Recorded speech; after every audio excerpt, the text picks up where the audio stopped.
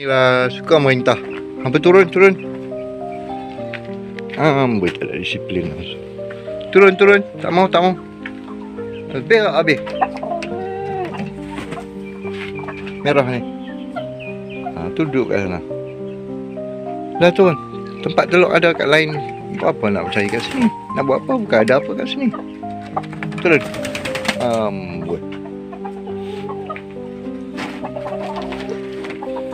Ni tak aktif ni. Set lagi. Petang. Tengok. Main kejar-kejar. Amboi.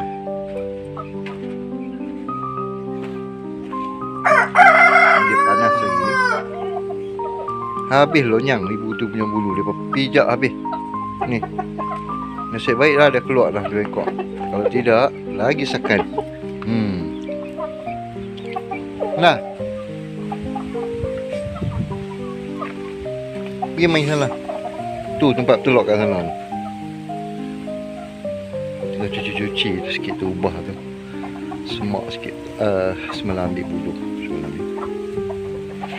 Tempat telok pun dah set up semua dah. Boleh. Nakai dia. Habis.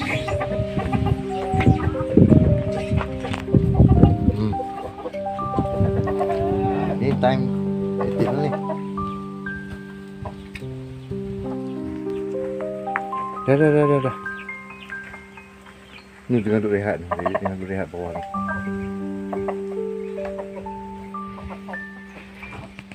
Hujan nak turun ni. Gelap ni. Yo, gelapnya. Hujan nak turun. Allah Akbar.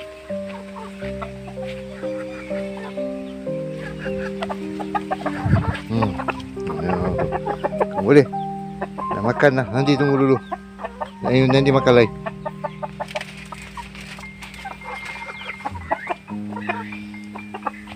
Tu sarang burung tu. Alhamdulillah dia buat sarang tu. Kawan kita lah tu dah buat. Dia tengah duduk rehat bersenandung ni. Dua celah-celah tu penuh.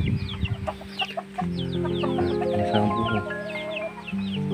Ada kuat. Dah ada sarang tu. Yang dia buat tu. Dan nanti makan. Tu dia mula dah. Kesian ibu tu lonyang boleh kat dia. Tu. Lonyang. Bulu habis.